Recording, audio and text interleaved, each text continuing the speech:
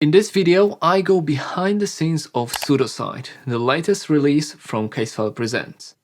I've done post-production and music on this project. The podcast available now on Spotify, so check it out. Links in the description below. Hi, it's Mike from Casefile and Casefile Presents. On this channel I'm releasing videos on podcasting and audio production. If you enjoyed the content, you can hit like. Poppy Damon and Alice Fiennes created a show called Murderabilia, and they've produced it for Audible Originals in 2019. After that, they were looking for another product. They got in touch with our Casefile's anonymous host and discussed a potential partnership for upcoming podcast. I met Poppy and Alice in London in December 2019, and that's when we've discussed their vision and thoughts for future podcasts. That was, of course, before the lockdowns. Pseudocide, which was the name for their upcoming podcast, would tackle a topic of people faking their own deaths. The show, at least the plan for the show, was to create 9 episodes with each episode telling a different story, a separate story. Alice and Poppy would narrate the show as well as interview people connected to these stories. And the idea sounded really appealing to me because usually I work on sort of classic Casefile style true crime shows, and this one, even though there were links to true crime of course, was a much lighter subject. The plan, the next steps were for Alice and Poppy start interviewing people as well as creating the scripts and thinking of and creating the structures for the episodes. And only when they had all the assets in place, I would then jump in to help.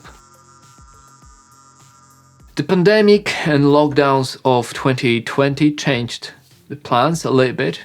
Poppy and Alice recorded some people in person whenever they could, but majority of the interviews were done over the internet or over the phone. In the meantime, they were sending us the scripts so we can have a read, have a look, and then offer our feedback. Before they jumped to the studio to record their narration, they've done a temp narration and sort of created a draft 0 of 1 episode just to show us how it would all sound. And that meant that I could start planning my work as well. Once the interviews and narration were in place, it was time for me to start. And that was at the beginning of 2021. Alice and Poppy work in a program called The Script.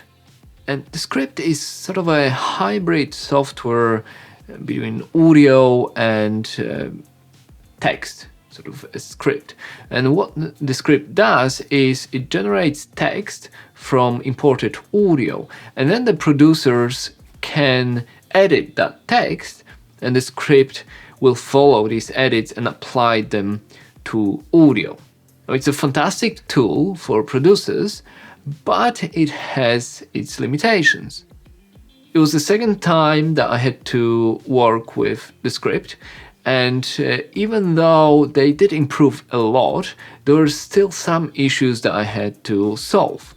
And the biggest one is, of course, that I work in Pro Tools, so I had to export the edits from the script and import them into Pro Tools. And that's where I had a few problems that I had to tackle, but this will be a topic for another video where I dive deeper into solving these. Some episodes were more complex than others, but I started as usual with my podcasting template and then adjusted the track layout and settings to each episode. I've used Isotope RX to clean the dialogues and interviews and even out the volumes. And because the interviews ranged in quality, I had to adjust the presets pretty much each time. Fortunately, I was able to create a really nice room tone and some presets that I've used throughout. Scoring Pseudocide was a challenge. At the beginning, I approached the project in the same way I would do with any other true crime show. That is, I thought of creating background music bed, dark in tone, ominous. What I've done then was just, I think it was around Christmas 2020, I scored the 10th episode that Poppy and Alice prepped. And then for the next couple of weeks, I've created a lot of different musical cues for the rest of the series. Well, that wasn't the best idea. My work completely missed the mark. Poppy and Alice didn't want the kinda true crime dark style that we do for other shows, and they certainly didn't want that much music.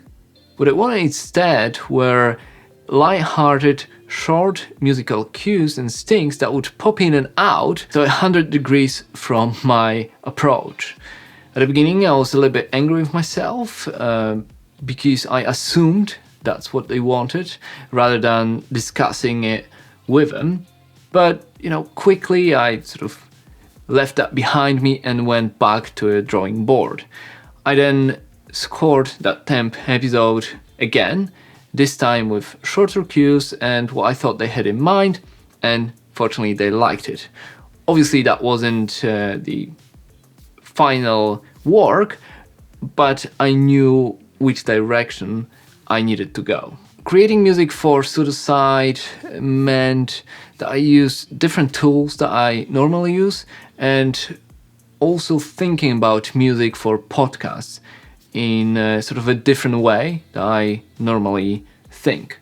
The most difficult aspect, of course, was creating the main theme, but after a few ideas, I knew that I had the winner. And on top of that, I came up with an idea that each episode would have a distinctive style of music, and then the theme would be remixed to that style at the beginning of each episode. So what it means is that we had an episode about spies that was with pianos, and then internet episode, and that was with sort of more electronic music, and then a medieval episode where I used sort of choral, choirs and organs.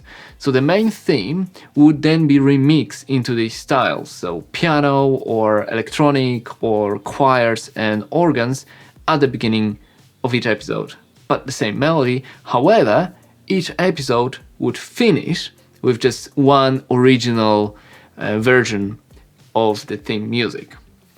For writing music, for creating music, I use tools from Spectrasonics, Spitfire Albion 1, and I used quite a lot of it.